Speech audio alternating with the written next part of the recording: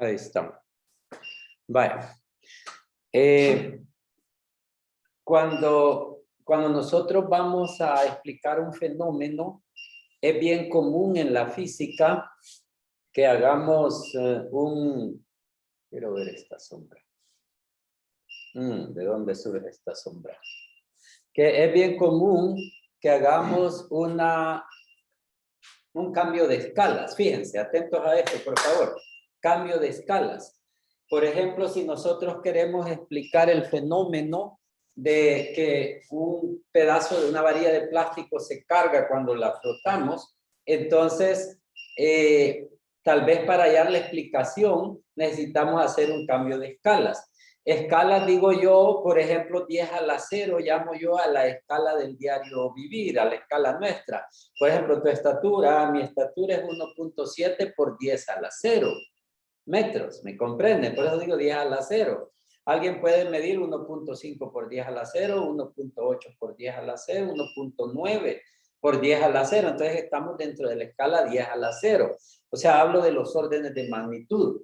Pero si nosotros cambiamos la escala a un orden de 10 a la menos 10, 10 a la menos 15, nos metemos tanto al átomo como a las partículas subatómicas, en el caso de 10 a la menos 15. Y entonces, ahí podemos encontrar nosotros como la respuesta, la explicación, la solución a nuestro problema, cuando nuestro problema era que dónde está el origen, digamos, del cargado, por qué esto está eléctricamente cargado. Y nos vamos cambiando la escala, nos vamos a una escala de lo infinitamente pequeño, digamos.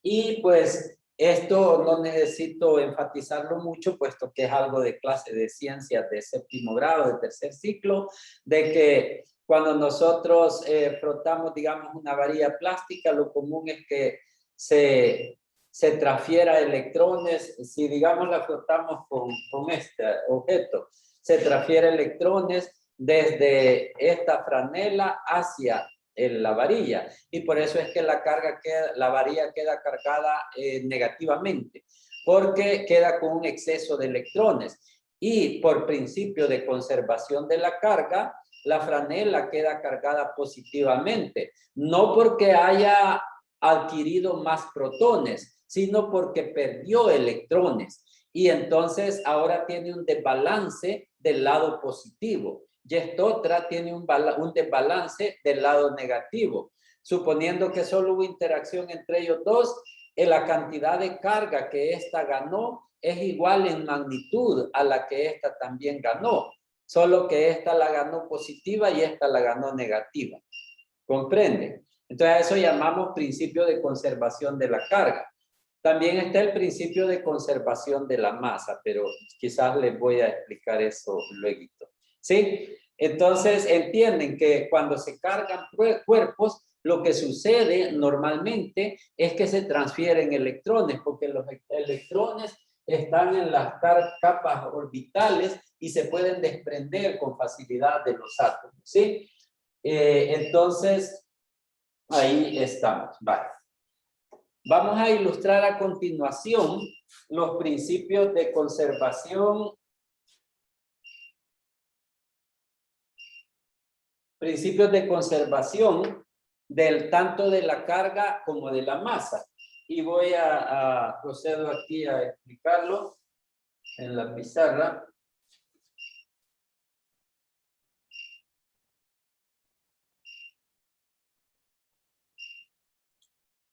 Aquí les he puesto en el Moodle les he puesto esos enlaces. Vamos a empezar con esto.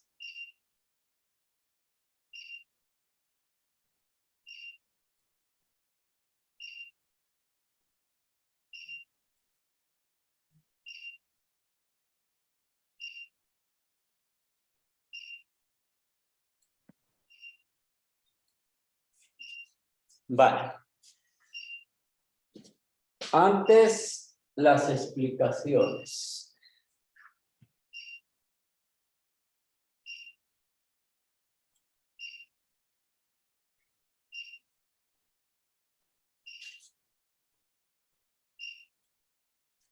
Bueno, vamos a utilizar esta nomenclatura. Miren,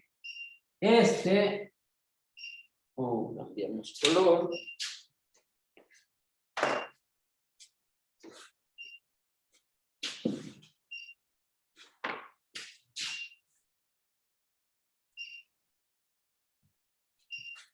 Eso es la forma de denotar al átomo de hidrógeno. Nosotros en este estudio que vamos a continuación, nos vamos a referir a los núcleos. Vamos a omitir las partes, las capas electrónicas y solo vamos a hablar de los núcleos. Oye, entonces, esto quiere decir que tenemos un átomo, un núcleo que contiene, aquí abajo dice el número atómico. Y aquí arriba el peso o la masa. Siempre atómico. La cantidad de abajo quiere decir que tenemos un protón. Tenemos un protón en el núcleo.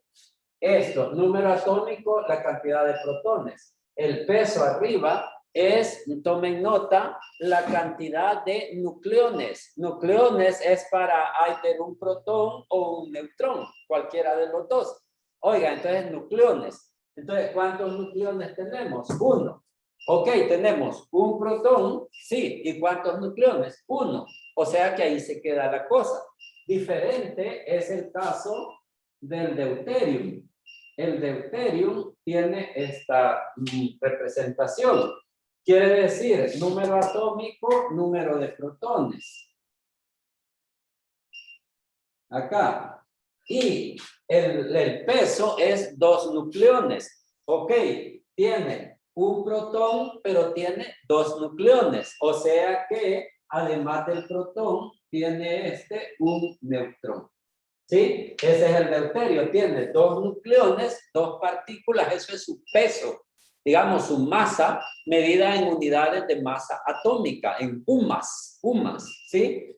Y otro, el hidrógeno en este caso solo tiene un nucleón, con el protón se basta, ¿sí? Tendríamos el caso del tritium. Tritium, a ver cómo sería la estructura. Pues esto nos obliga a un protón, ¿sí? Y una masa de 3 obliga a 3 nucleones. Queremos 3 nucleones, pero solo un protón. Ok, entonces lleva 2 neutrones.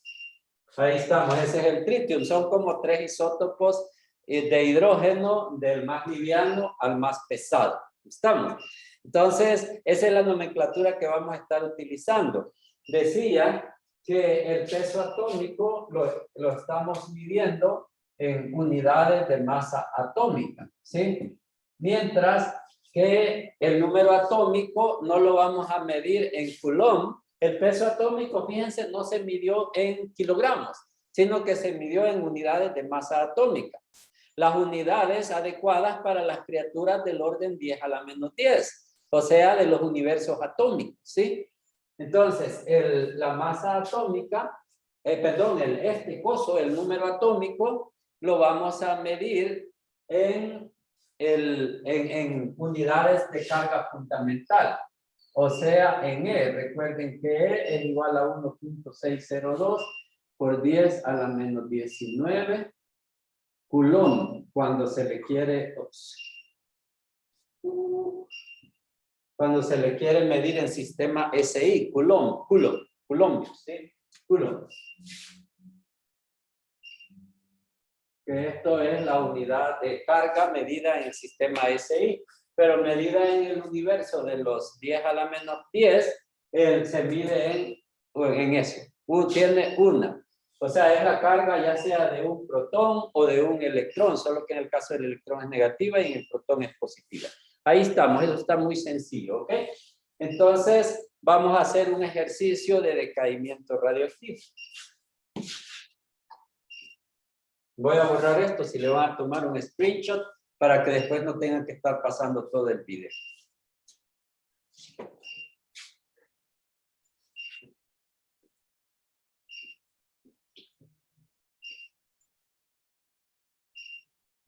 Para hacer los ejercicios de decaimiento radioactivo voy a explicar las estructuras de los 3 tipos más comunes de radioactividad. Tenemos en primer lugar la partícula alfa que tiene una estructura 2,4. ¿Ok? Eso implica que tiene 2 protones y tiene 4 nucleones, o sea que lleva 2 neutrones. Además, eso se corresponde, es equivalente con el helio, ¿verdad? Porque el helio lleva 2 protones y 2 neutrones. Entonces, una partícula alfa es lo mismo que un núcleo de helio, solo que la partícula alfa es muy energética. Cuando hablemos de partículas subatómicas, y hablemos de su energía, de las partículas subatómicas, estamos refiriendo a la energía cinética. Por favor, tengan en cuenta eso, que se dice, en el laboratorio tal lograron elevar partículas a 300 electronvolts. Electronvolts es la unidad de energía en el universo de 10 a la menos 10. Ok, entonces las partículas las elevaron a los protones a 300 electronvolts. ¿Qué quiere decir eso? 300 electronvolts es su energía cinética. Oigan, cuando se habla aquí, se habla de energía cinética. Entonces, la partícula alfa es eso, son núcleos de helio que están acelerados, o sea, tienen energía cinética, por eso es radioactividad. Tenemos también la radiación beta. La radiación beta, les digo primero qué son o qué es su estructura y luego ustedes me ayudan a colocarle los numeritos. A ver, está un buen truquito, ¿sí? Mire, la partícula beta son electrones. Así, that's it, electrones. Eso es todo. Pero obviamente energéticos, o sea, energéticos, según lo que acabo de decir, quiere decir con velocidad alta. ¿Estamos? Entonces, eso es la partícula beta, son electrones energéticos, ¿sí? Entonces, una radiación beta es un bombardeo de electrones a alta velocidad, ¿ok? ¿Cuál sería entonces los numeritos que llevo acá? Usen el micrófono, por favor.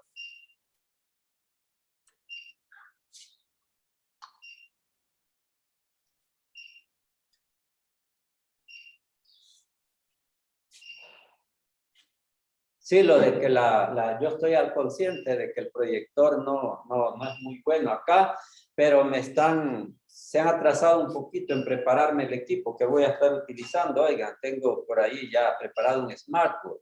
Un smartboard es lo que el nombre dice, un smartboard. Oigan, ahí vamos a trabajar, si Dios nos lo permite, y las autoridades, naturalmente. Luego va a mejorar eso, oigan. Por ahorita háganme paciencia. A ver, la estructura del Vega Pérez. ¿Cuál es la estructura? ¿Qué numeritos le pongo? ¿Cuánto es un número atómico del electrón? Por favor, ahí con micrófono. Entonces, el número atómico del electrón.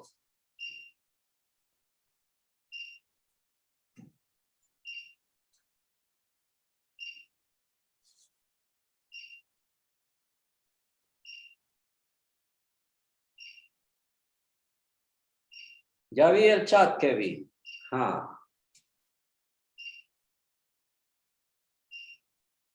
No, hombre, no me gusta que ustedes no me están participando. Miren, yo regalo puntos para los que participan con tal de motivarlos, oigan. Pero especialmente quisiera despertar la inquietud en sus conciencias de que la participación tiene buenas ventajas. Aparte que puedes ganar un puntito, también tiene la ventaja de que te sirve... hacer un electrón? Ya voy. Te puede servir como un ejercicio de hablar en público, de vencer los nervios, de que no te importe el qué dirán, ¿me entiendes? A ver, adelante, ¿quién nos iba a ayudar ahí? Un electrón. Ok, ajá, ¿y cuál sería el número atómico del electrón? Por favor, más focus en las preguntas que hago. Más enfocado. 2. Oh, por ahí vamos, eso ya me gusta más. No es 2 en realidad, pero ya me entiendo, pues. Ajá. ¿Cuál sería el número atómico? ¿Cuál es el número atómico del hidrógeno? 1. ¿Qué quiere decir 1? Que tiene más 1 E de carga. El hidrógeno tiene más 1 E de carga. Ese es su número atómico. Recuerden que estoy hablando de los núcleos, ¿ok? Vale. Luego, ¿cuál es el número atómico del helio? Es más 2. Es 2, digamos. Es 2, que quiere decir positivo 2E. ¿Cuál es el del litio, por ejemplo? Ese es 3, que quiere decir más 3E. ¿Qué número le correspondería al electrón acá? O sea, la partícula beta. ¿Qué número le correspondería? Podría ser ¿Hola? -1. Cero. -1. No, -1. Correcto, de una vez lo pongo por acá. Perfecto, muchas gracias. Negativo 1. Esa es la carga, o sea, el número atómico es la carga medida en unidades de carga fundamental E. Ahí estamos. Y aquí arriba, ¿qué le pongo? 0.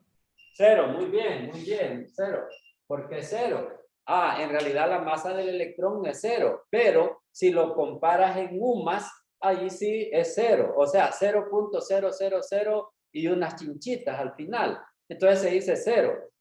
Dos cosas. Una, decía, acá vamos a usar las unidades de carga fundamental y de UMAS. Una. Y la otra es que vamos a usar un nivel de precisión un poco burdo, un poco grosero, no muy preciso. Por ejemplo, si estás hablando del planeta Tierra y hablas del cuerpo tuyo, la masa es 0. ¿Me entiendes? Ah, es 0.0000, pero comparada con la Tierra es 0 prácticamente. Entonces, el electrón, su masa es 0. ¿Me entiendes? No tiene ni una UMA, tiene .000 tantas UMAs. Ahí pueden buscar ustedes el dato exacto, pero es despreciable. Entonces, el nivel de precisión que vamos a usar es burdo, no es preciso. Porque si fuera preciso, esas fracciones de masa, esas diferencias, esos chinchitas que les dije yo poéticamente, son las que se convierten en energía en estos procesos de decaimiento radioactivo. Decaimiento radioactivo es ese horroroso proceso donde el átomo es destruido, donde el núcleo del átomo se split, así ve. Entonces, es esa situación tenebrosa. Vale. Entonces, esta es la estructura de la partícula beta, que es equivalente, pues, a un electrón. Así. Y finalmente, la radiación gamma. La radiación gamma, esta es equivalente a un fotón. Y ella tiene 0,0. Porque como el fotón, ese sí de verdad no tiene masa, su masa es 0, salve la energía que lleva, y su carga también es 0. Entonces ella tiene 0,0. Ok, tomen nota, screenshot de eso, porque voy a borrar y vamos a regresar a la diapositiva para poder hacer nuestro ejercicio de decaimiento radioactivo. Se llaman cadenas de decaimiento radioactivo. Son ilustración del principio de conservación de la carga eléctrica y de la masa en los procesos subatómicos, digamos. ¿Ok? Eso es lo que vamos a hacer. Vale.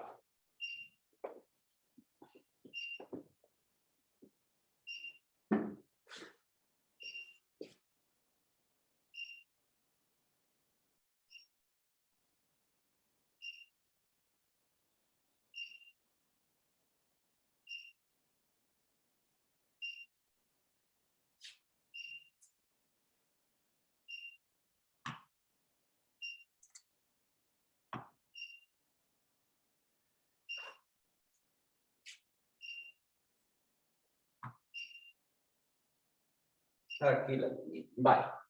Aquí me van a ocupar la tabla periódica. Miren, el deber de ustedes es llenar los cuadritos, las casillitas, poner algo aquí, algo acá, por acá, llenar todas las casillitas. Esto es como un jueguecito, ¿eh? Es bien bonito. Entonces, primero, ¿qué debe ir aquí? En esta casilla primera. A ver, ¿quién me ayuda? Ahí sí ya empiezo a dar puntitos.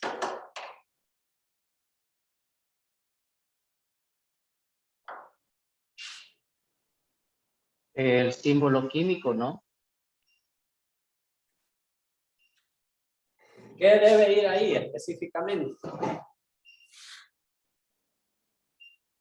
Quiero así el dato, no, ajá, está bien eso que dijiste, pero el dato.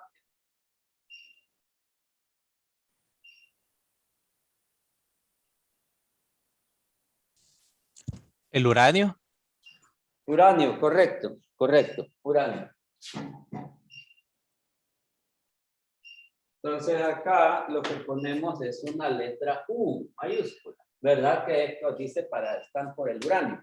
El uranio. Si ustedes buscan de dónde el compañero lo sacó, de la tabla periódica. Hoy no voy a dar puntitos porque están revueltos la sección que va conmigo y la que no va conmigo.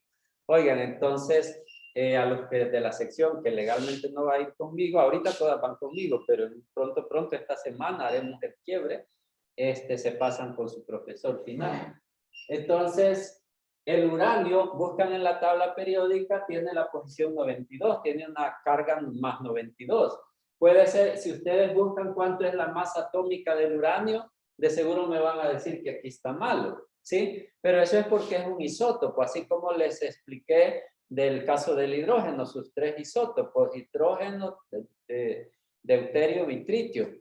Entonces, lo que tiene es un exceso de neutrones y por eso es un uranio pesado, radiactivo. Y entonces el resultado es que él decae emitiendo bueno, se convierte en torium, mire, se convierte en torium, ¿sí? Y cuando se convierte en torium, fíjense cómo ha cambiado su estructura. Tenía 92 protones y el torium ya solo tiene 90 protones. Para ello emitió una partícula beta.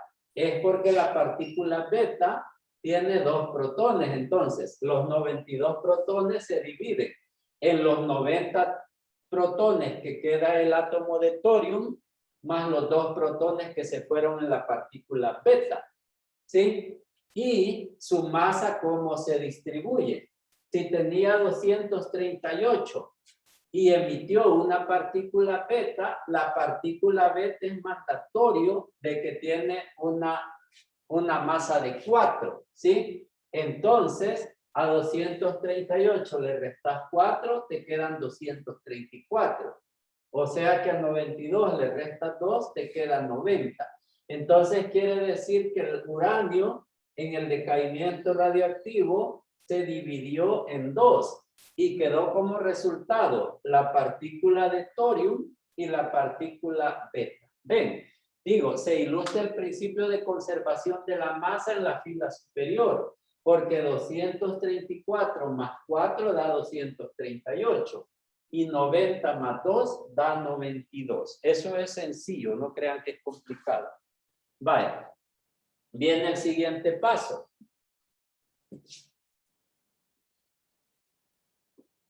¿Qué pondría en esos cuadritos? 4 cuadritos. A ver. Primero creo que sería de llenar esto y luego se analiza esto.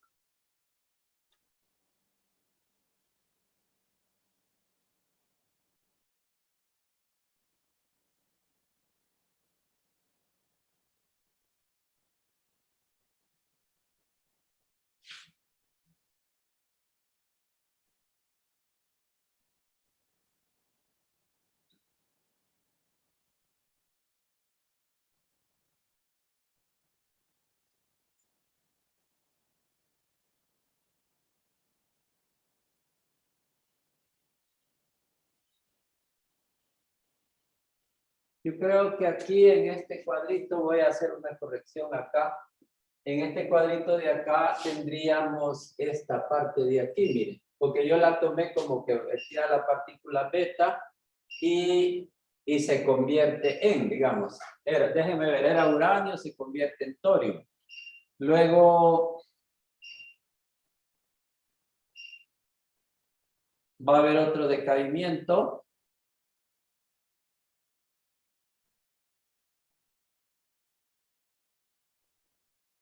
Ya aquí disculpen que me veo, esta gráfica la hice hace varios días, no veo. No le encuentro. Ayuda. Finalmente vamos a tener uranio. Miren, vamos a tener uranio otra vez, pero para eso tendríamos un intermedio. Yo creo que aquí yo le había puesto esto de acá. ¿Ok? Lo que tenemos es esto. Esto está mal, disculpen, es algo que hice mal yo en la elaboración de este ejercicio. Acá esto, digamos, es esto mismo.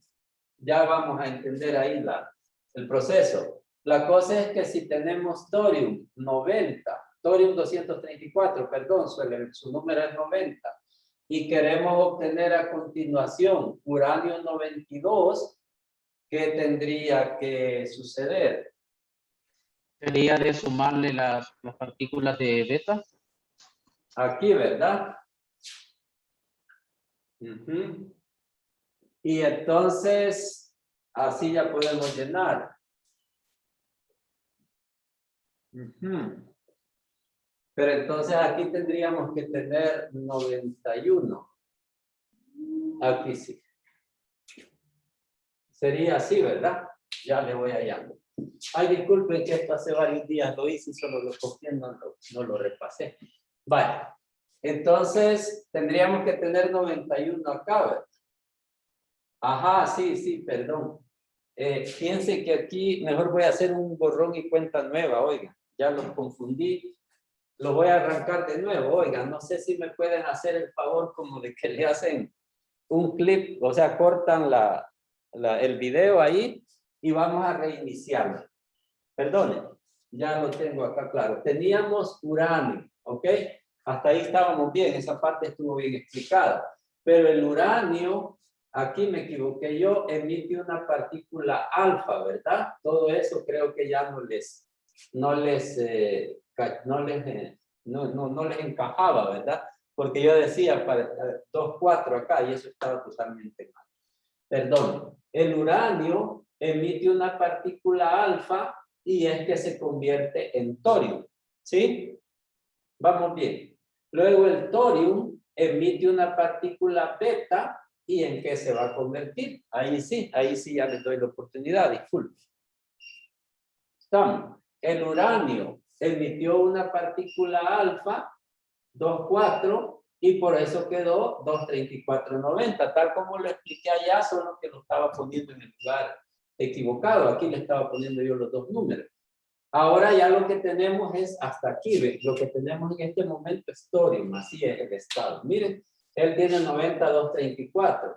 Emite una partícula beta que tiene -1, 0. Es así, ¿verdad? ¿Y en qué se convierte acá? Ahí sí, disculpe. En actinio. En actinio. Actinio, ¿lo has visto en la tabla periódica? Sí, tiene el 89. Ah, pero mira, si tenías 90 y Le sumaría el del beta, en vez de restarlo en esta ocasión se sumaría, ¿verdad? Sí, porque sería así, ¿ve? 90 menos -1. Y eso te da 91. Entonces no es el de 89, sino el de 91. ¿Cuál es ese? Protactinio. Y el símbolo es PR. Es PA. ¿Mande? PA. Muchas gracias. Bye. Y este tiene 91 y arriba se queda el 234, ¿verdad? Ahora sí. Vale, entonces sí. Como le quitamos -1 acá y 0 acá, nos queda 234 arriba y 91. Luego buscas en la tabla periódica y es el protactinio. ¿Sí?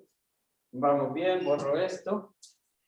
Ahí me dicen que si los alfa, Valeria, ahí en el video un poquito más antes expliqué lo que es un beta y expliqué lo que es un alfa. Lo que pasa es que yo estaba confundiéndoles aquí, creo que por eso la pregunta de Valeria, que me preguntaba que si eran electrones o protones. Cuando yo estaba dando la primera explicación, la parte que les he pedido que borren, yo estaba confundiendo alfa con beta, oye, y otro montón de cosas. Por eso creo que surgió tu duda, Valeria, y discúlpame. Ingeniero, yo tengo una pregunta. ¿Por qué se le restó el -1? Mira, míralo desde aquí. El uranio perdió 2. Quedaron 90. Sí, le restaste 2. Ahora, el torium perdió -1. O sea que ganó 1. ¿Estamos? Siempre se lo vas a restar. O sea, tenía esto y pierde, emite esto, hay que restarle lo que emite. ¿Sí? Así, siempre se resta, siempre del elemento se resta la partícula radiactiva y te queda el nuevo elemento, el cual se transmuta. ¿Está claro? Sí. Vale, entonces, ¿aquí qué debe haber en este cuadrito? Ahora sí, ya agarramos a Viada. Beta. Beta, vamos a ver. Ah, sí, ¿verdad? Porque al restarle -1 sube a 92, o sea que vuelve a ser uranio. El uranio decayó transmutándose en torium, luego en protactinium y finalmente regresa a ser uranio. ¿Ok? Entonces, arriba pues queda igual, 234. Debió emitir un beta. Debió emitir un beta. Luego emite un alfa, ¿qué va a quedar acá? Otra vez sería torium.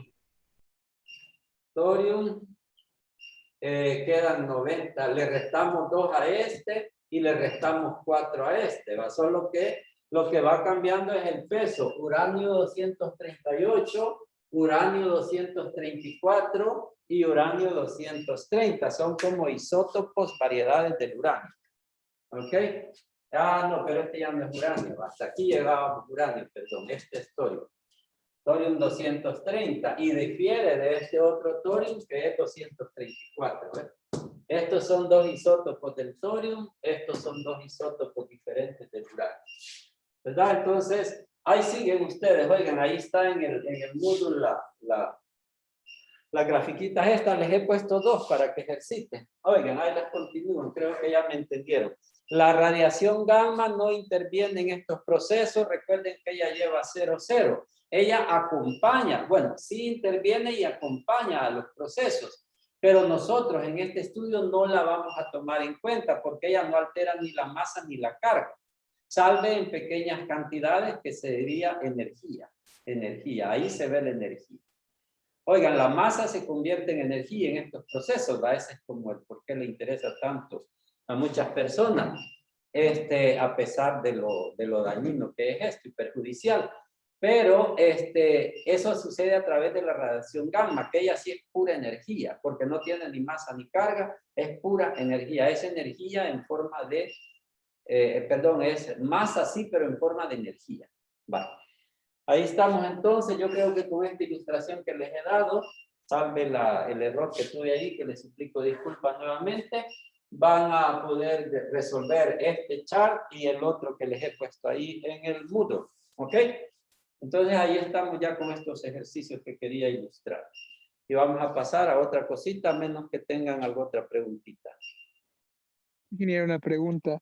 Sin importar si es alfa o beta, la masa atómica esa siempre es la que va a ir decreciendo. Esa siempre va a decrecer, me dices. Ajá, esa es la pregunta. Esa siempre va a ir para abajo. Sin importar si es alfa o beta. Ahí siempre, eso siempre se Le resta. resta 4 o le resta 0, siempre va para abajo, porque siempre vamos restando. Ah, Lo ok, gracias. contrario solo en las fusiones, porque esto es fisión. En las fusiones es donde se incrementa la masa. Aquí en la fisión, la masa siempre va para abajo. A lo sumo se conserva. Ok. Buena pregunta, muy buena pregunta.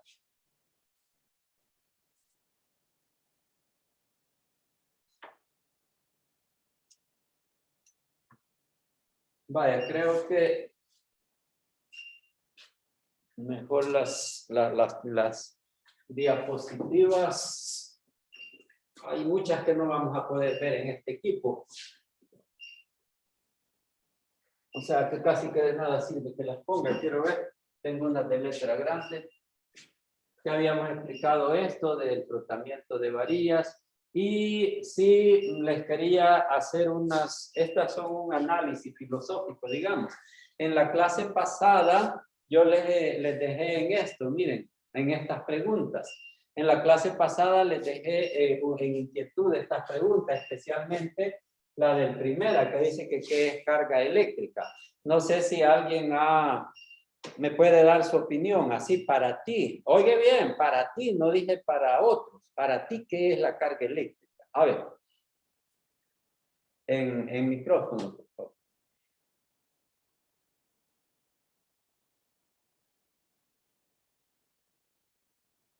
Bueno, para mí siento que es como un almacenamiento de energía.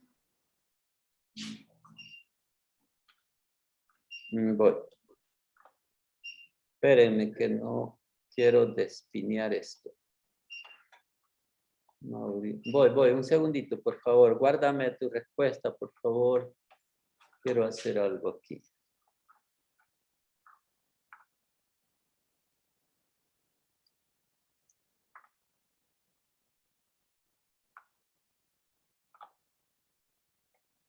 Aquí está. Vaya, ¿puedes repetirme, por favor? Que para mí es como un almacenamiento de energía o electricidad. No te escucho la palabra. ¿Un qué de energía? Como almacenamiento o que guarda energía. Hacinamiento. Ah, sí. Hacinar, guardar. Sí, Hacinamiento de energía. Para ti eso es carga eléctrica. Vaya, parte de, no del todo. Ajá. ¿Oh? Parte de, ajá. ¿Cómo? Sí, parte de. Bueno, sí, me gusta mucho, René, ¿verdad? Sí. Me gusta mucho tu respuesta porque se ve original. Muy bien, muy bien. Y creo que tiene mucho que ver. ¿Alguien más?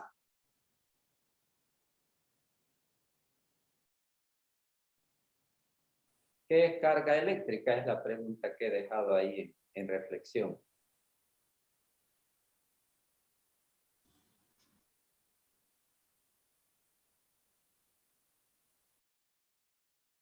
Bueno, ¿alguien más? Según, Es la interacción. Veamos Wilfredo y luego la señorita. ok, gracias.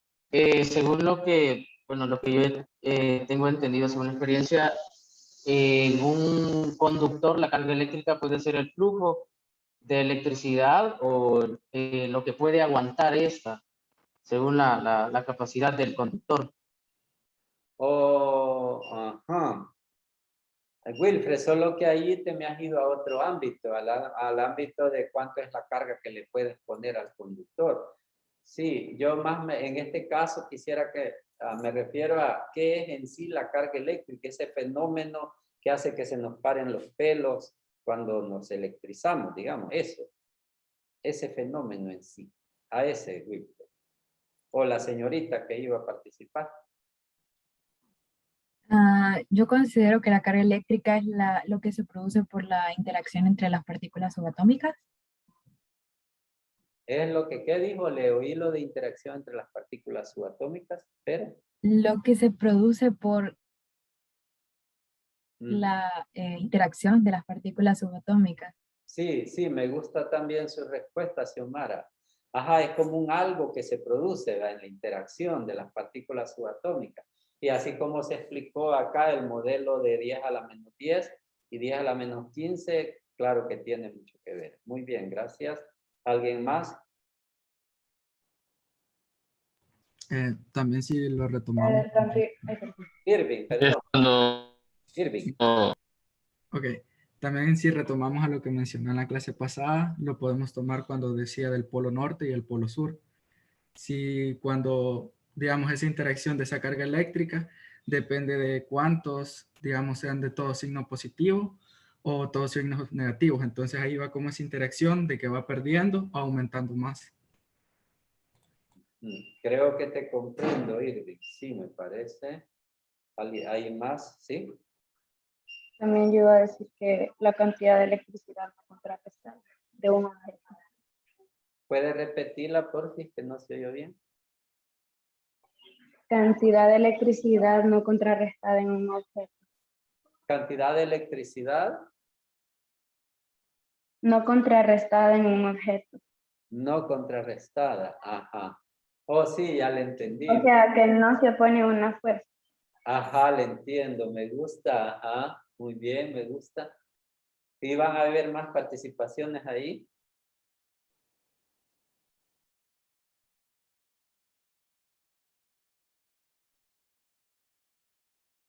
Eso fue Gaby, ¿verdad? Sí, sí. Vaya, entonces, miren, me gustaron mucho sus participaciones. Me siento contento porque está haciendo efecto las motivaciones que estoy brindando acá. Me siento muy contento porque la mayoría de niños, cuando se les pide, perdón, jóvenes, cuando se les pide que digan algo, lo que hacen es irse al Google. Y en el Google se encuentran cosas lamentablemente insatisfactorias, pues. Y no porque sea Google, no porque sea Wikipedia, no, yo consulto mucho la Wikipedia, yo no le voy a eso de que la Wikipedia, ok, en ciertos papers quizás no les permiten, de acuerdo, pero yo la consulto bastante. Porque ya les he dicho que para mí el conocimiento no es, digamos, lo que otro me dicta, sino lo que yo experimento. Entonces yo lo veo en Wikipedia, luego lo someto a experimentación o como a vivirlo, a practicarlo, y de ahí saco mi propia conclusión. Vale, entonces, por ejemplo, en Google vas a encontrar expresiones como que la carga eléctrica es la propiedad que tienen los cuerpos que les hace sensibles a las fuerzas electromagnéticas. ¿Me entiendes? O a los campos eléctricos. Entonces, eso es una especie de redundancia insatisfactoria, pues porque yo pregunté qué es y en ustedes he sentido que me han expresado lo que sienten que es. Por eso enfaticé ustedes y me hicieron caso. Bravo, me gusta mucho, ¿verdad? Porque es original lo que ustedes sienten que es la carga eléctrica. Una definición así bien arreglada de esas, lamentablemente no te sirve para sentir lo que es en sí la carga eléctrica. Yo les he guiado un poco, ya me adelanté, en la clase pasada les enseñé los procesos que estaban explicados por Albert Einstein en el paper de On the Electrodynamics of the Moving Bodies. Recuerden que ahí les expliqué eso, de que se movía un campo eléctrico, que se movía un campo magnético. Ahí les estaba como yo ayudando a comprender por dónde anda la cosa, ¿sí?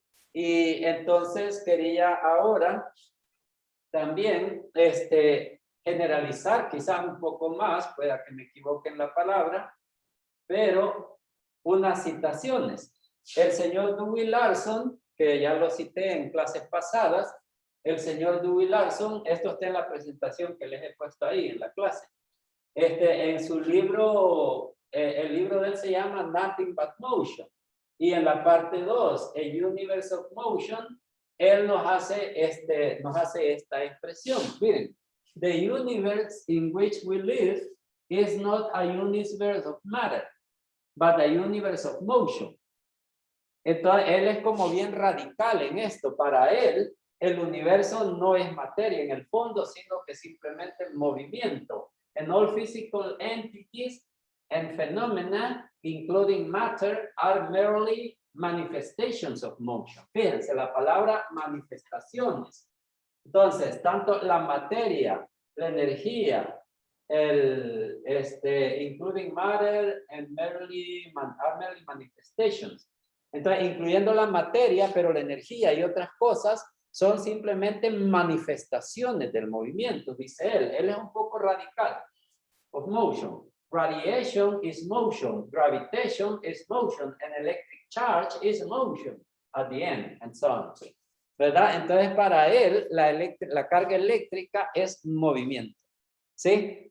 Eso, yo no les digo que estoy de acuerdo con lo que él dice, pero sí, en mi caso particular, pues, le sigo bastante la pista. Viene a continuación alguien en quien podemos confiar de mejor manera. Y esta cita es del señor Albert Einstein. Albert Einstein nos hace esta expresión, dice él. Esto está en el libro Go de Giovanni Papini.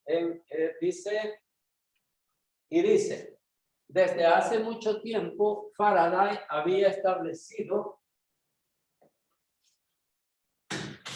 la identidad de los fenómenos. Voy dándole lectura. Fíjense, traten de ir atentos. Yo voy a tratar de ir despacio, perdonen. Desde hace mucho tiempo, Faraday había establecido la identidad de los fenómenos eléctricos y de los magnéticos. Así como en clase pasada les ahondé yo en que la electricidad y el magnetismo vienen a ser dos manifestaciones de la misma cosa. Ok, eso viene de Faraday, él es el original, digamos, así lo dice Einstein. Los experimentos de Maxwell y Lorentz han asimilado la luz, el electromagnetismo, a los fenómenos eléctricos y a los fenómenos magnéticos se agrega también la luz por los experimentos de Maxwell. Esto fue escrito hace 100 años aproximadamente. Luego dice, permanecían pues opuestos en la física moderna solo dos campos, el campo de la gravitación y el campo electromagnético. Pero he conseguido finalmente demostrar que también estos constituyen dos aspectos de una realidad única.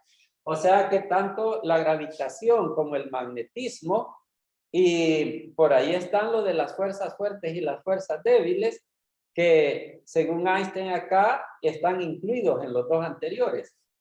Entonces vienen a ser dos, dice él, estos constituyen dos aspectos de una realidad única. Es mi último descubrimiento, la teoría del campo unitario. Ahora espacio, tiempo, materia, energía, luz, electricidad, inercia, gravitación, no son más que nombres diversos de una misma homogénea actividad. O sea, que es una sola cosa en diferentes manifestaciones y tiene homogeneidad, fíjense. Todas las ciencias se reducen a la física. En párrafos anteriores, en este texto, él explica de que la química pues se reduce a la física, las matemáticas a la física, la geometría y la biología viene a ser un párrafo de la física al final. Luego, todas las ciencias se reducen a la física y la física se puede ahora reducir a una sola fórmula. Miren, ahí va como unificando, reduciendo. Ahora la física se puede reducir a una sola fórmula. ¿No es eso bonito de que ya no nos vamos a aprender un montón de fórmulas, sino que solo una? Dice, una sola fórmula. Esta fórmula traducida, fíjense bien, traducida al lenguaje vulgar, está traducida, pierde intensidad.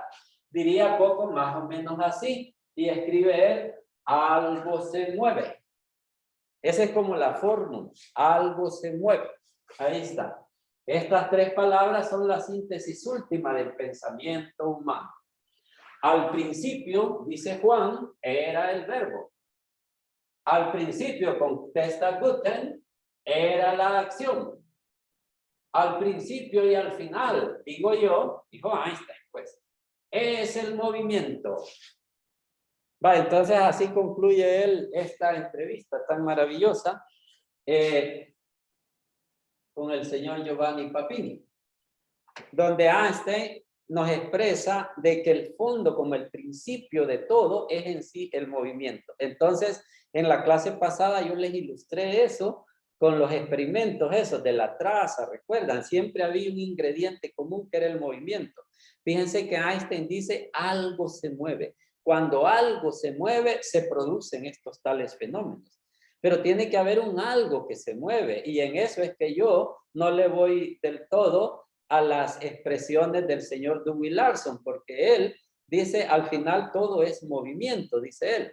Pero es que si al final algo tiene que moverse. Y es que eso nos deja en un universo dual, relativista, que este universo no podría existir sin esa dualidad. Para que algo se mueva, se necesita esa dualidad. Oigan, esa es como la base de este universo. Este universo es dual, es relativo. Esa relatividad de Einstein está mucho más metida en el universo de lo que la gente nos imagina. Siempre como que el origen de todo anda por ahí, algo se mueve. Tal como les había prometido, yo no les iba a dictar lo que es carga eléctrica, sino que esperaba que ustedes fuesen formando ya su propia concepción al respecto. Oiga, vaya, alguien me podría preguntar, lo voy a decir solo por decirlo, en un examen, ¿qué hago yo? Si me preguntan qué es carga eléctrica, bueno, sigue mis indicaciones, pero no creo preguntarte eso en un examen. Oiga, a mí no me gusta, yo no soy amigo de las definiciones. Las definiciones son como elaboraciones demasiado sintéticas de cosas grandes. Oiga, no soy amigo de las definiciones, no me gusta que se aprendan definiciones. Siento que no hace falta. A lo largo de todo el curso van a obtener ustedes ciertas habilidades, cierta experiencia sobre lo que estamos estudiando. Bien. Entonces, después de las citaciones, solo me queda, vamos a chequear algunos experimentos. Creo que ya les había explicado donde si tenemos, por si no lo ven bien, una varilla cargada negativamente y una bolita metálica. Tengo una varilla cargada negativamente y una bolita metálica. Luego las conecto con un clip de cobre, con un alambrito de cobre. Entonces hay conducción de electricidad en este caso. Esa es como una primera forma de transmisión de la electricidad. A través de la conducción, los metales, se dice, son buenos conductores de electricidad. Entonces, si unes los dos cuerpos, era una bolita metálica que estaba descargada originalmente. Es una varilla que sí está electrizada negativamente. Cuando los unes con una piececita metálica, entonces el resultado es que la electricidad se transmite hacia la bola y terminan así. La bola queda cargada también negativamente, al igual que la varilla, y por eso es que se repelen. Si lo ven ahí en su lámina, ustedes tienen esta presentación por ahí, se repelen, la empujan por la ley de los polos. Y lo contrario si le acercamos una varilla cargada positivamente, o sea, de vidrio.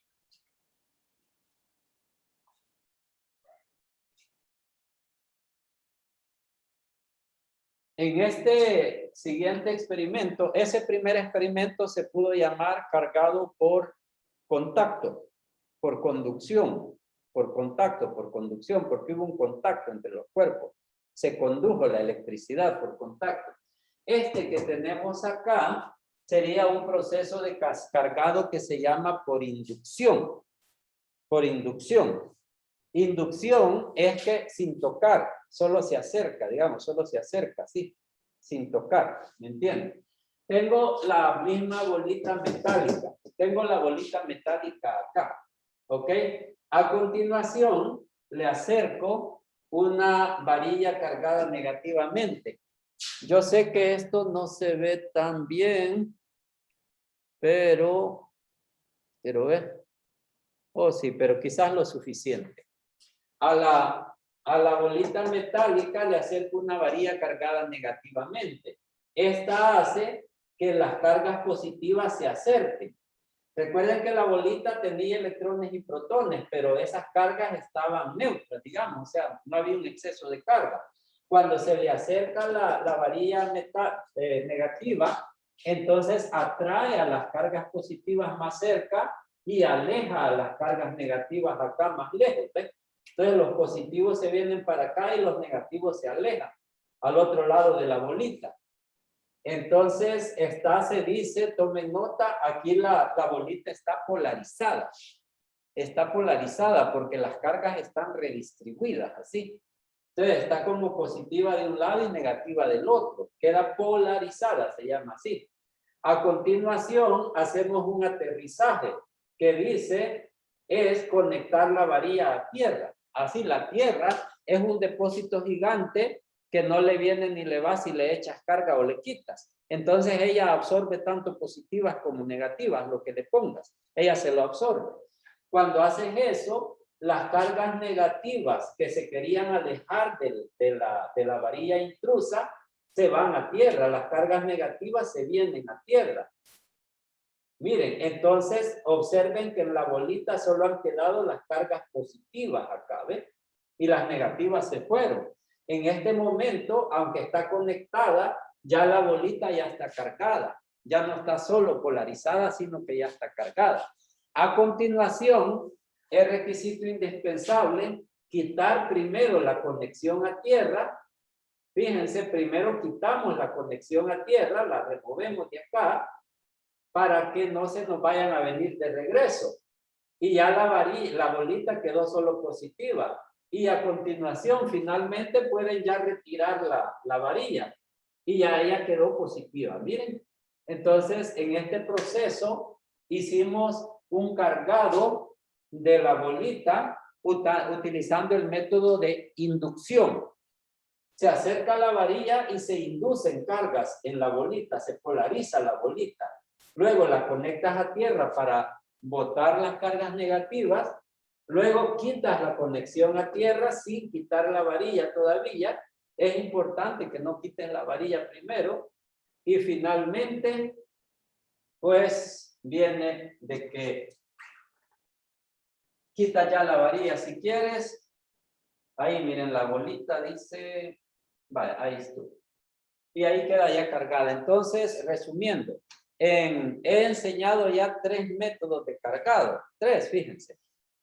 Hace un ratito les enseñé el método de contacto, de conducción, que se unieron con un clip de metal, los 2 cuerpos y se transmitió la carga. Así se cargó la bolita.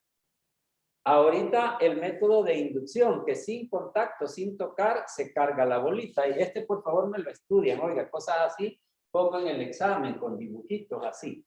Ustedes tienen que saber los procesos que están pasando, parecidos a esto. ¿Y cuál es el tercero?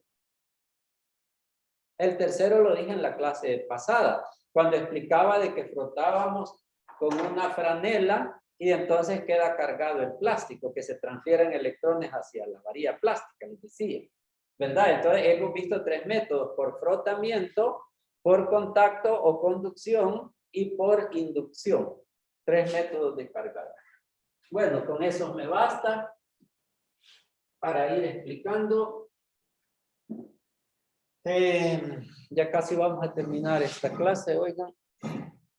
El método de inducción, un ejemplo claro serían las bobinas de motores, ¿verdad? Bobinas.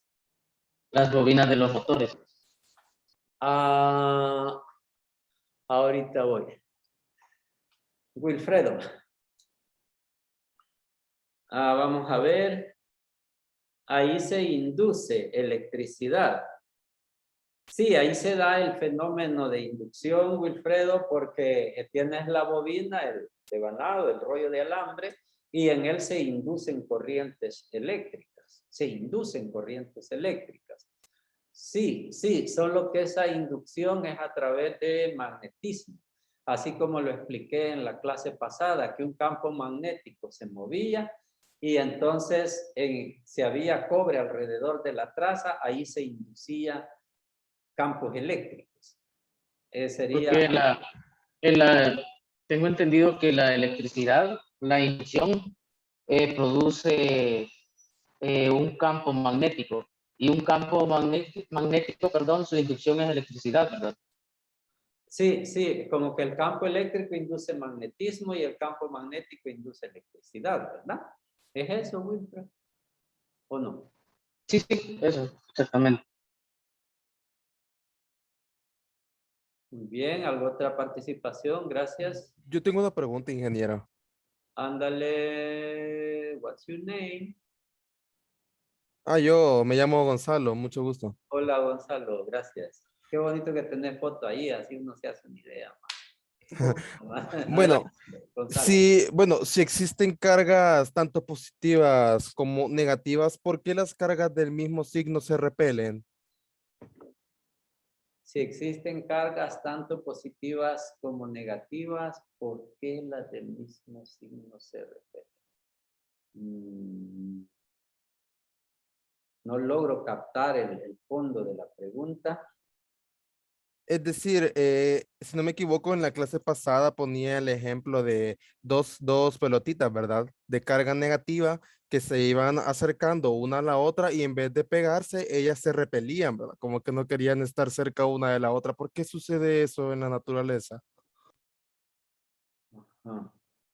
Es muy buena tu pregunta, me gusta eso de que sea reflexivo. No puedo así, no se me ocurre algo que decirte, lo siento, Gonzalo. Pero sí me encanta que tengas esa reflexión. Que por qué no... Ajá, es que ni siquiera logro captar el fondo de tu pregunta, pero un poquito. Sí, pero lamentablemente no sabría qué decir. No sé si a ti mismo se te ocurre algo.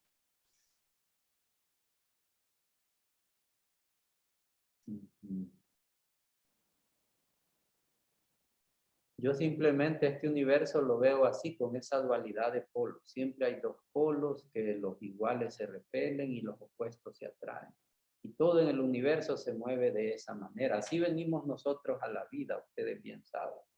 Sí, nuestros progenitores, en esa atracción sexual, digamos, ellos llevados por la fuerza del amor se unieron, se fusionaron como un solo cuerpo, pues. Y el resultado, pues, fue la creación de un nuevo ser, que fueron nuestros cuerpecitos.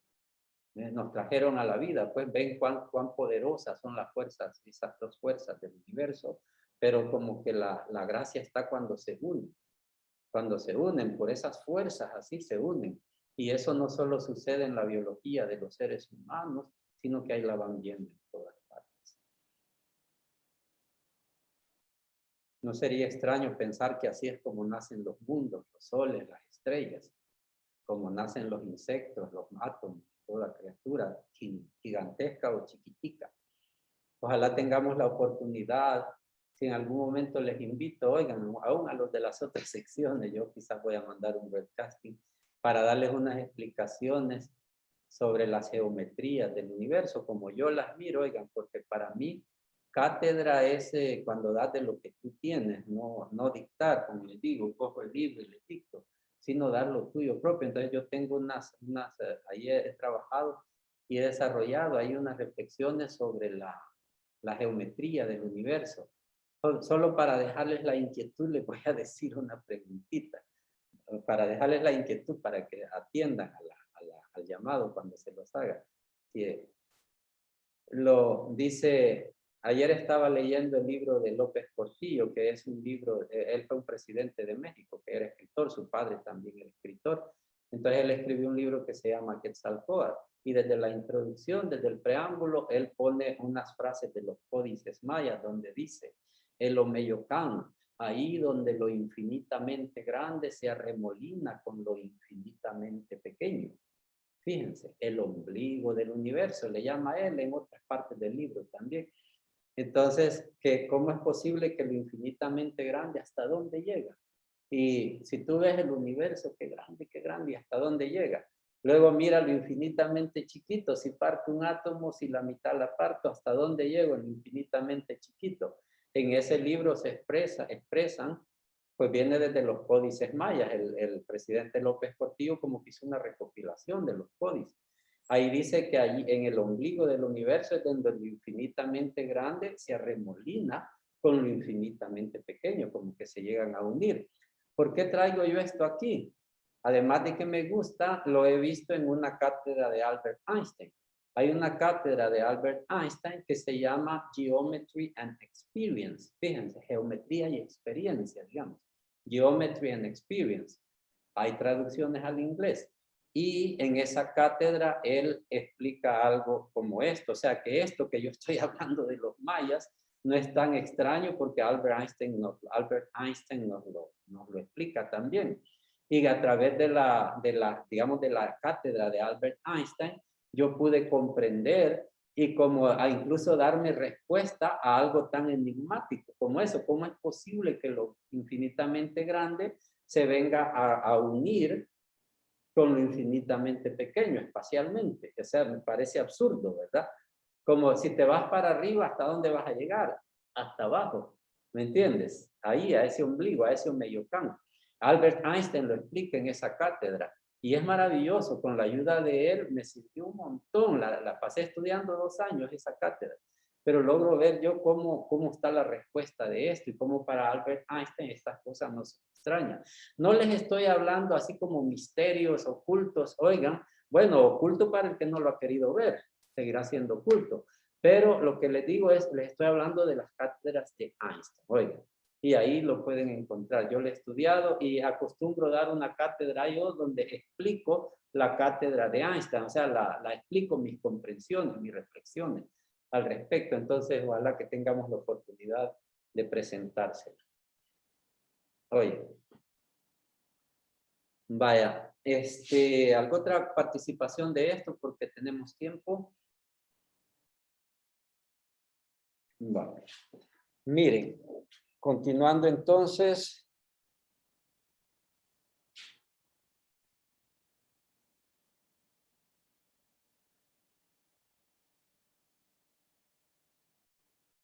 Vaya, nos pregunta ahí Gabriela sobre las líneas de campo, ¿por qué se comprimen?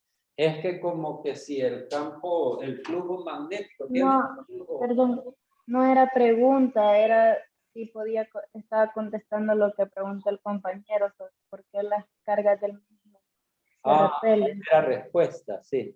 Ajá. Ok. Tampoco entendía la pregunta, dije, por si esa era la respuesta. Sí, no sé qué dice Gonzalo al aporte de Gaby.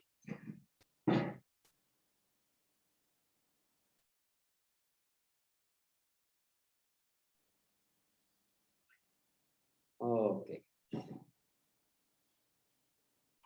Va, entonces reflexionen sobre lo Meiocan. Yo les cuento, una vez mi hijita tenía 4 años, hoy tiene 17, Sofía, me dice, papá, me pregunta, ¿quién fue la mamá de la primera mamá? Imagínense qué pregunta me hizo. Son de esas que no les dejan dormir, ¿va? Afortunadamente yo para entonces ya había trabajado bastante en esa área y supe darle una respuesta. Oigan, entonces la mamá de la primera mamá, sí le fui una respuesta así bien clara, bien práctica, oigan. Así que ojalá tengamos la oportunidad para hablar de esos temas. Porque sí le di una respuesta. Y de que esa es, pues, para mí esa es, y no me quiebro más la cabeza. Vale. Entonces les decía que vamos a avanzar un poquito por aquí. Quisiera, para terminar, presentar las ciertas aplicaciones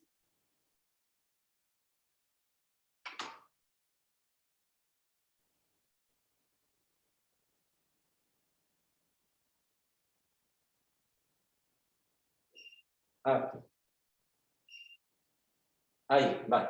Ciertas aplicaciones de esto de la electrostática. Oigan, en esta lámina les ilustro, digamos, como un peine jala papelito, ¿verdad? Y sus explicaciones, es lo que me interesa. O sea, cuando digo aplicaciones, es cómo esto se aplica en la vida práctica, pero la explicación, el principio físico, acorde a lo que hemos estudiado, que está detrás de eso.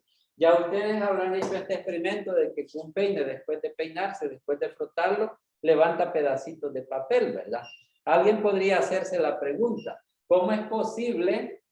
El peine está cargado eléctricamente, es hembra, digamos, porque se carga negativamente. Ok, no importa si es hembra o macho, pero está cargado, está polarizado. Ok, el peine. Y los papelitos, esos nadie los cargó. Sin embargo, sí los atrae, porque yo les he enseñado, hembras y machos se atraen, pero los papelitos son neutros. Y el peine sí es hembra, digamos. La hembra atrae a los neutros. ¿Cómo es posible? Y eso es importante explicarlo acá. Miren, el peine atrae los papelitos, ¿ok? Lo que sucede en el papelito, se los explico, es que las moléculas del papelito se las voy a agrandar. Como él es hembra, él es negativo, entonces las moléculas solo se giran.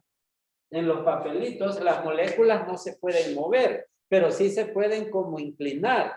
Se inclinan de tal manera que su lado positivo se acerca al peine y su lado negativo se aleja del peine. Entonces, aunque el papel esté neutro, en el sentido que no tiene exceso de negativos ni de positivos, pero se induce una polarización. Digamos que la parte positiva se echa al lado del peine y la parte negativa alejándose del peine, porque sus moléculas solo se inclinan, digamos, polarizándose. Y así se polariza con un lado positivo cerca del peine y un lado negativo alejado del peine. Entonces ya el papelito es atraído por el peine a pesar de que el papelito no tenía una carga neta. Por favor, comprender este fenómeno. Se dice inducción. Inducción sería esto. Sería por inducción. El papelito no tiene carga, pero se induce una polarización en él y ahí sí es atraído. Oigan, porque el peine tiene más cerca a los varoncitos, más lejos a las hembras. La fuerza entre el peine y los varoncitos es mayor que la fuerza entre el peine y las hembras. Eso lo voy a repetir despacio. Dije, como vieron cómo se estructuró el papelito, se polarizó. Ok, entonces aquí tenemos dos fuerzas. La fuerza con que el peine atrae a los varoncitos y la fuerza con que el peine repele a las hembritas. Por estar más cerca a los varoncitos, la fuerza de atracción es mayor que la fuerza de repulsión, porque las hembritas están más lejos. La diferencia de estas dos fuerzas es la fuerza neta que recibe el papelito hacia el peine. ¿Me comprenden? O sea, al polarizarse hay dos fuerzas, la fuerza de atracción y la fuerza de repulsión. Pero por estar más cerca a los varones, entonces la fuerza atractiva hacia ella, que es el peine, son mayores en intensidad que las repulsivas. Y esa diferencia de fuerzas es la fuerza neta con que se ve atraído el papelito hacia el peine. ¿Estamos? Compréndanme bien esos ejemplos. Acá están. Fuerza positiva, fuerza negativa, algo por ahí. Ahí pueden ver las laminitas posteriormente. Esa era una aplicación. Quiero mencionar otras.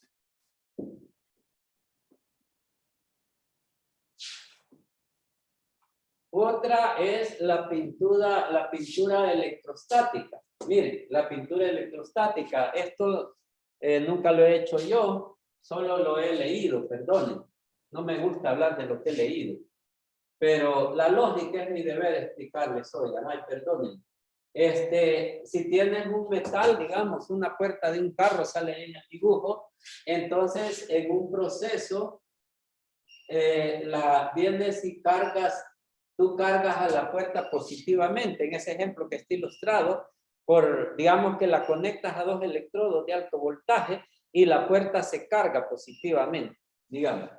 Luego vienes tú y la pintura se la spray encima a la puerta, pero cargada negativamente. Entonces, la pintura, como lleva polaridad, se adhiere de mejor manera que en un pintado corriente, sin electrostática, ¿me entienden?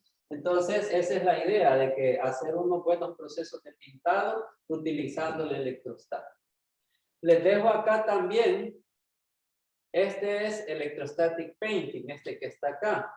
Bubble Jet Printers, por favor me los estudian, son los inkjet, se llaman, los impresores de Bubble Jet, se llaman como burbuja. Bubble Jet Printers se llaman.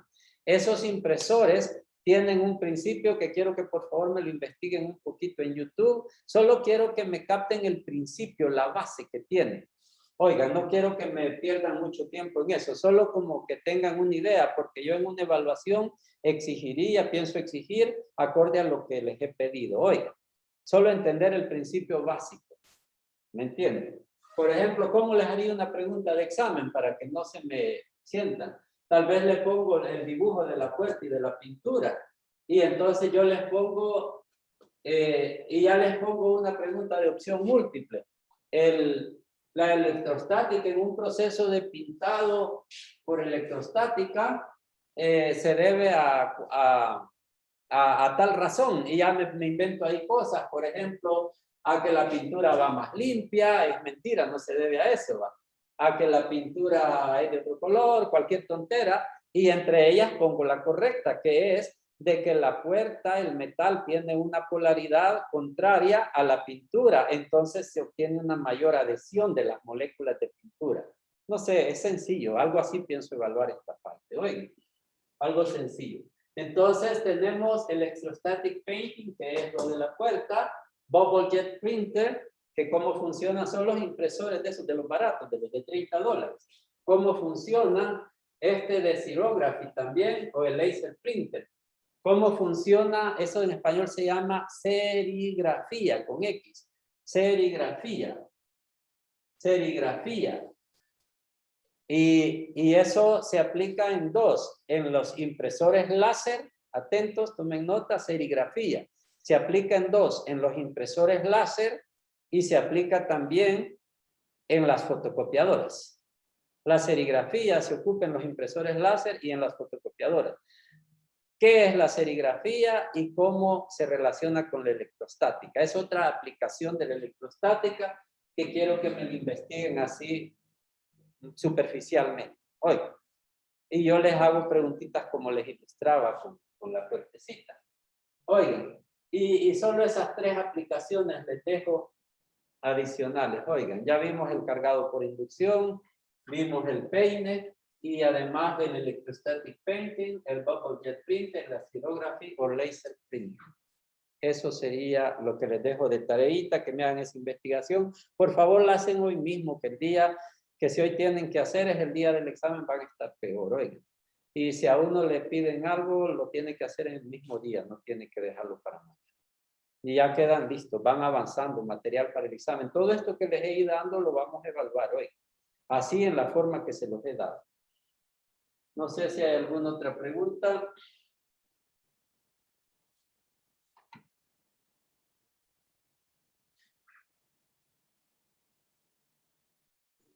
Inge, esa diapositiva la subirá al módulo.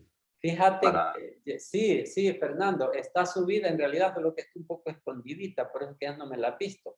Si te metes a la clase, ahí en Moodle hay algo que se llama como lecciones interactivas. Así se llaman en Moodle, porque en Moodle te subo archivos, te subo URL, ¿va? Hay lecciones interactivas, la clase, ahí está ya la primera clase, en realidad ya hay dos. En la primera clase, adentro de la clase la tengo enlazada, por eso quizás no me la he visto, las diapositivas, ambas. Esta y la que viene. Porque a continuación vamos a ver ley de Coulomb. Eso es lo que sigue. Coulomb. Y vamos a seguir ahorita, oigan, vamos a ocupar el tiempo que queda de la clase.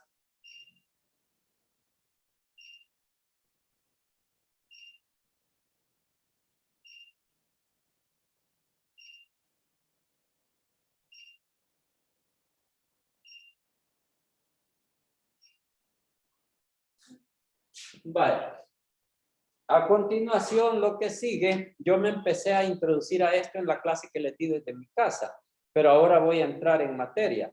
Es la ley de las fuerzas entre cuerpos cargados. Si yo tengo dos cuerpos puntuales, así como chiquitos, dos cargas puntuales, hay una fuerza entre ambos.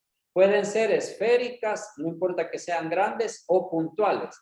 Tomen nota, pueden ser esferas uniformes o cargas puntuales. En ambos casos aplica la fórmula de ley de Coulomb, que se llama ley de Coulomb. Y ahorita voy a explicarla.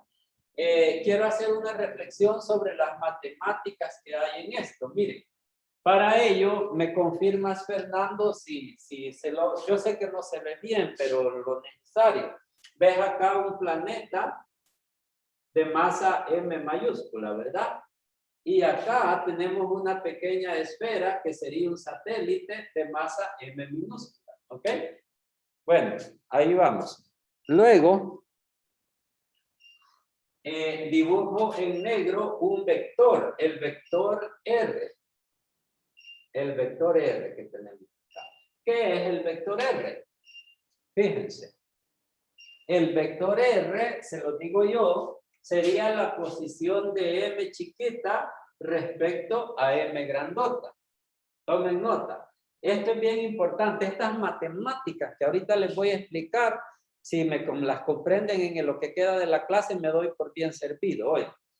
Miren, tengo un planeta.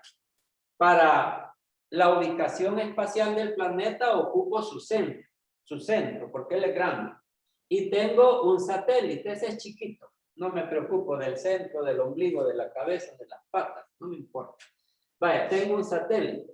Entonces, el vector R, que es ya las matemáticas, es un vector posición que va como origen al planeta y como destino al satélite. Porque yo lo que quiero es calcular la fuerza con que el planeta atrae al satélite. Tomen nota, la fuerza con que el planeta jala al satélite. ¿Qué fuerza siente el pobre satélite? ¿Qué fuerza siente hacia el debido al planeta? Eso es lo que vamos a calcular.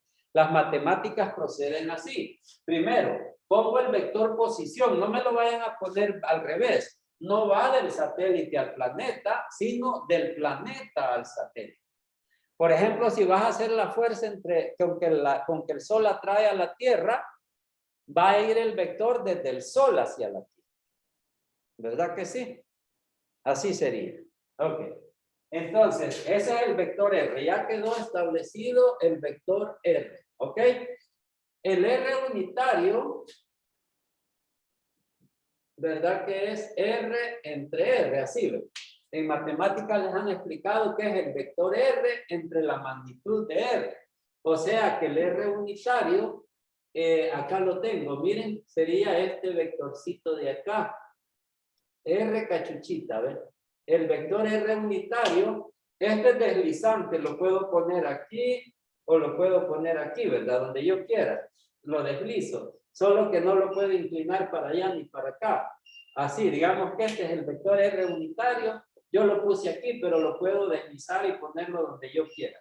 Siempre y cuando no lo incline. Vale, entonces el vector R unitario sería de magnitud 1, 1 metro en este caso, 1 metro, y sería el vector R grandote dividido entre su magnitud. Así se define el R unitario. ¿Vamos bien? Son las matemáticas. Vale. Luego de tener el vector R unitario, tengo dibujado acá el vector fuerza. Y es este vector en rojo.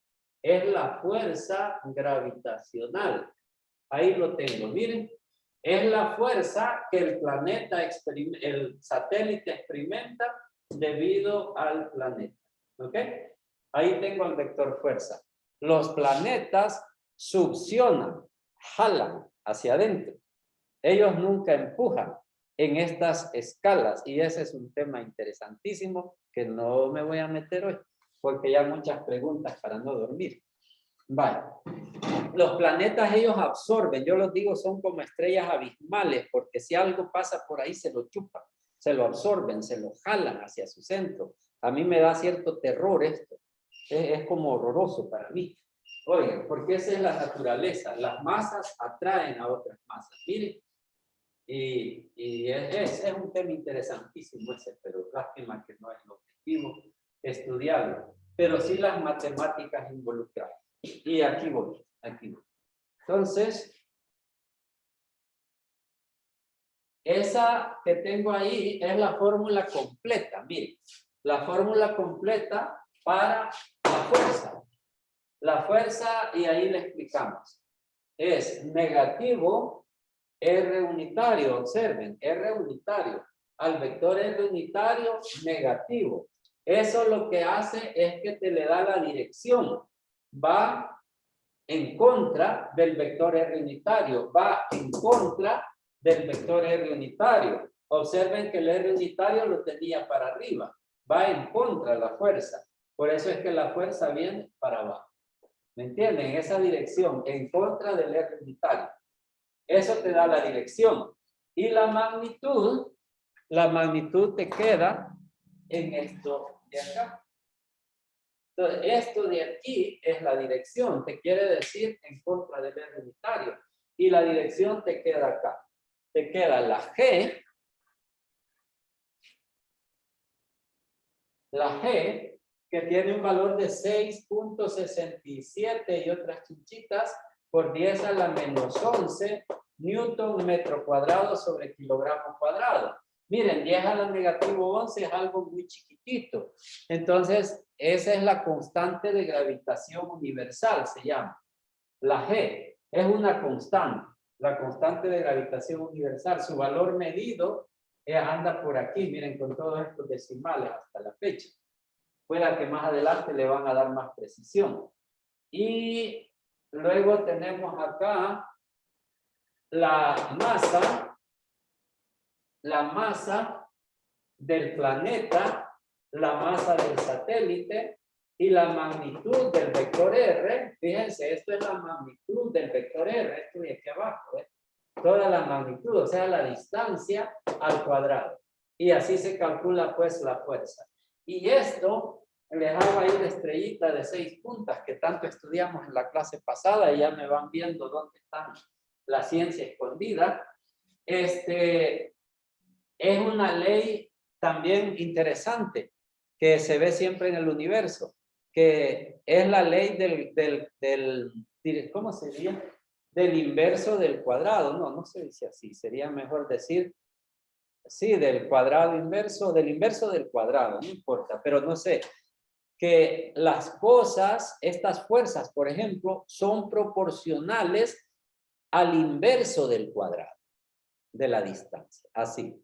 Si dos planetas están así de lejos, la fuerza entre ellos de atracción va a ser proporcional al inverso del cuadrado. ¿Me entiendes? O sea, es cuadrática inversa. Cuadrática inversa, eso es importante. Que si un poquito te alejas, la fuerza se disminuye un montón.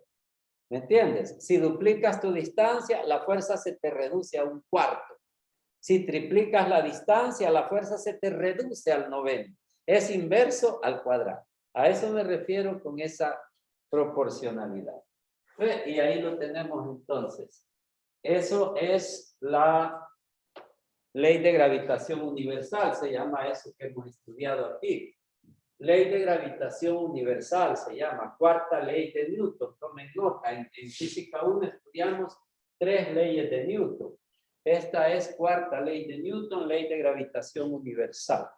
Entonces vamos a hacer un ejercicio para aplicar esto. Y el ejercicio, quiero que lo anoten. Quiero que lo anoten el ejercicio, ¿ok?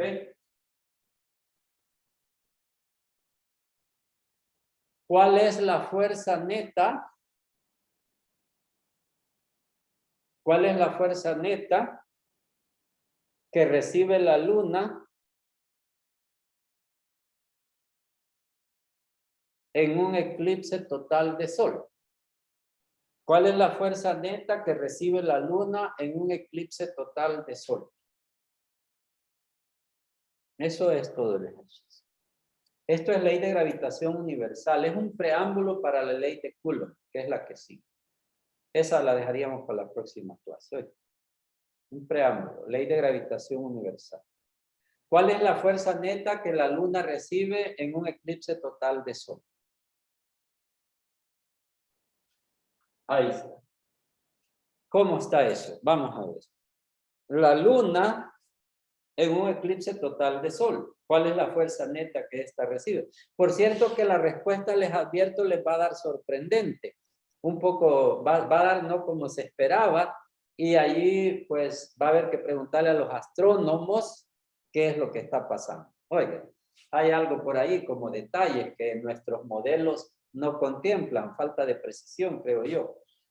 Yo no lo he investigado, porque la respuesta da un poco extraña, un poco contraria. Me gustaría que ustedes se fijen por qué les dio extraña la fuerza.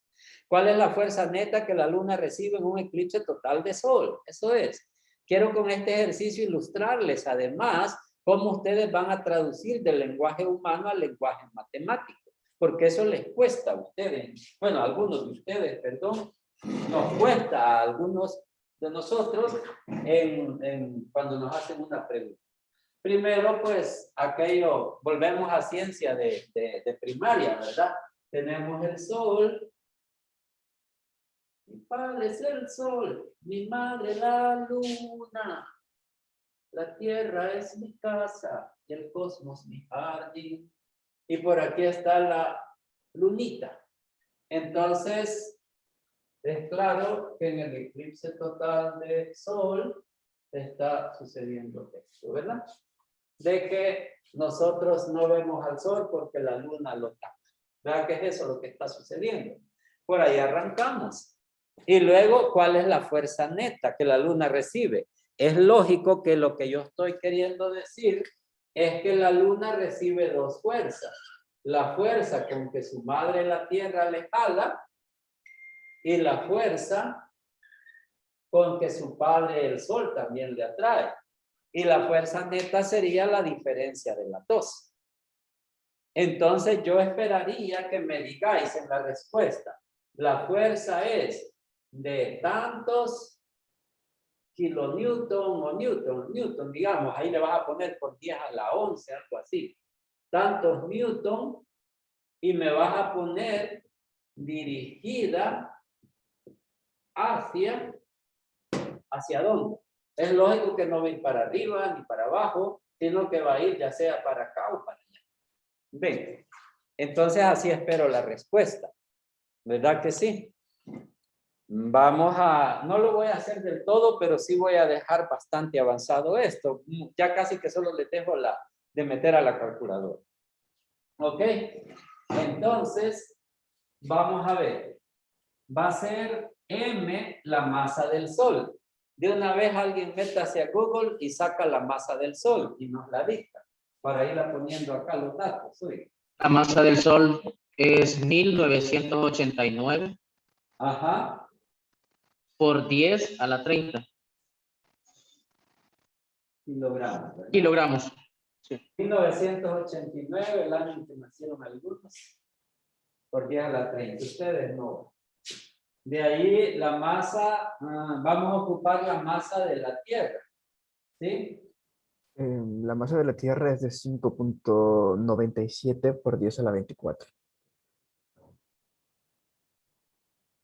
Y también se ocuparía la masa de la Luna, aquí, ¿verdad?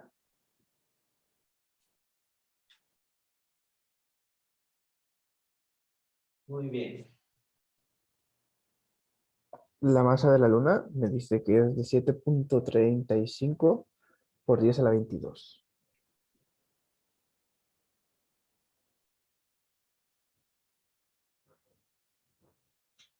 A la 7.35 por 10 a la 22 kilogramos, ¿ok? Distancias.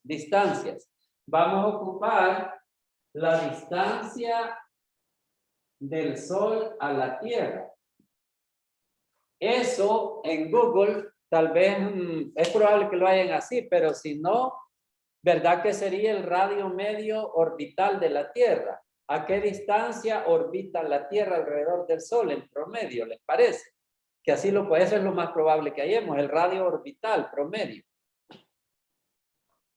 Aquí, ajá. Según Google, la distancia promedio entre el Sol y la Tierra es de 150 millones de kilómetros. 150 millones de kilómetros. Ujú.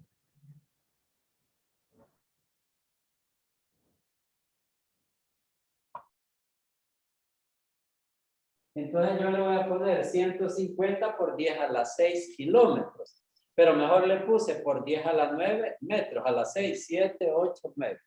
¿Les parece? Si alguien más puede confirmar lo que Google dice al respecto. Esos datos son de cierta forma confiables. Sí, encontré lo mismo. Muy bien, gracias Gaby. Vale, entonces ahí tenemos con qué vamos a trabajar. La distancia, les voy a dar chance. Radio orbital de la Luna. Radio orbital promedio de la Luna, que sería la distancia entre la Luna y la Tierra, ¿verdad que sí?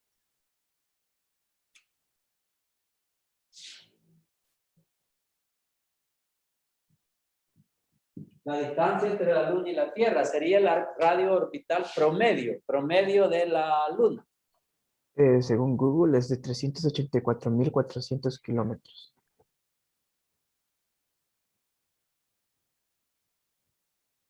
Aquí le voy a poner 13. ¿Verdad? Ajá. 384.400 kilómetros. Yo le puse otros 3 ceros y se queda en metros. Entonces. Le puse otros 3 ceros y se queda en metros, ¿verdad? Ahí tenemos, o sea, 3.8 por 10 a la 1, 2, 3, 4, 5, 6, 7, 8. 3.84 por 10 a la 8. Así lo podemos representar. Vale. Entonces, hallaríamos dos fuerzas. La fuerza con que la atrae el Sol y la fuerza con que la atrae la Tierra, ¿verdad que sí? Héctor, ¿te parece? La Sí. fuerza con que la atrae el Sol y la fuerza con que la atrae la Tierra. Y la fuerza neta sería la diferencia de la fuerza que es de ambas, ¿no? Cabal, y me dicen para dónde va. Oye, la fuerza Sol-Luna voy a hacer yo. Sería igual a, así miren, aquí voy a trabajar las magnitudes. No voy a poner el menos ni la R vector, ni la R vector unitario. No lo voy a poner, solo la magnitud, lo que puse en paréntesis. ¿Se acuerdan? La magnitud. Porque la dirección ya sé que va a apuntar para la Tierra o para el Sol, ¿verdad? Que una de las dos. ¿Sí? Entonces sería la constante, que es 6.67 por 10 a la menos 11, ¿sí? Voy a omitir las unidades, solo voy a tener cuidado de meter todo en sistema SI, metro, kilogramo, etc. 6.67 por 10 a la menos 11. Las masas sería 1.5. Esa constante, ingeniero, no iría negativa según la fórmula. Sí, sí, Wilfredo. Fíjate que voy a omitir la dirección. El signo menos es parte de la dirección. El signo menos, en la lámina anterior yo puse el signo menos y el R unitario son la dirección, dije. Y este paréntesis, les dije, es la magnitud. Total, yo voy a omitir la dirección porque esa está fácil. Solo vamos a decir hacia el Sol o hacia la Tierra. ¿Me entiendes? Solo voy a ocupar la magnitud del signo menos, por lo tanto, no contaría. La constante, atentos ahí que me ayuden, así como Wilfred, miren, ya me dijo eso, en caso no aplicaba, pero es muy importante esa ayuda. Yo le agradezco mucho. La masa del Sol es 1.99 por 10 a la 30. Así voy a llevar con tres cifras significativas nomás, redondeando. Por la masa de la Tierra. 5.97 por 10 a la 24. ¿Ven? Entre la distancia entre el Sol y la Luna al cuadrado. 1.5 por 10 a la 12 al cuadrado. ¿Qué tal? ¿Cómo la ven? Analícenla.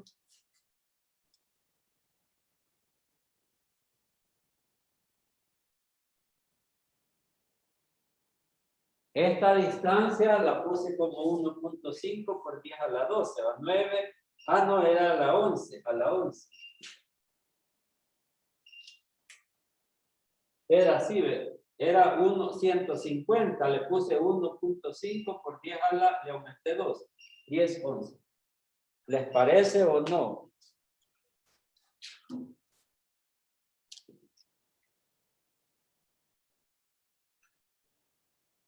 Ya es hora de terminar, pero ya con esto me quedo.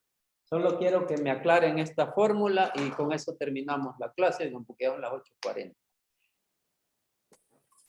¿No ven algo malo ahí? Una pregunta. Eric. ¿No tendría que restarle el radio, bueno, la distancia entre la Luna y la Tierra? Ajá, excelente. Miren, gracias. Eso era lo que esperaba. Como dice Eric, a la distancia del Sol a la Tierra, le tengo que restar la distancia de la Tierra a la Luna. Sí, Eric. Solo que no lo hago por una razón. Ese dibujo no está a escala. Ese dibujo no está a escala. No está a escala. Ese dibujo se hace así para que los niños lo entiendan, pero si lo dibujáramos a escala es muy diferente. Oigan, la cosa es que esta distancia, digamos, la Luna es parte de la Tierra. O sea, si dices la familia Carpio incluye al papá y todos sus niños, y su mamá y su mujer también. La familia Carpio, ¿me entiendes? O sea, la Tierra incluye a la Luna. La distancia del Sol a la Luna Pues es la distancia del Sol a la Tierra, porque la Luna es parte de la Tierra. Por cierto, si tú la restas, la diferencia no se va a ver en la respuesta prácticamente. No sé si me comprendes, estoy despreciando esta distancia en este cálculo.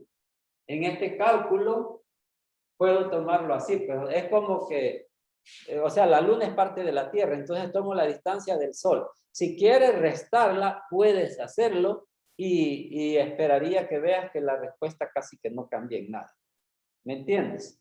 ¿Me entienden por qué tomé esta distancia nomás? Porque la Luna es parte de nosotros, aquí de la Tierra.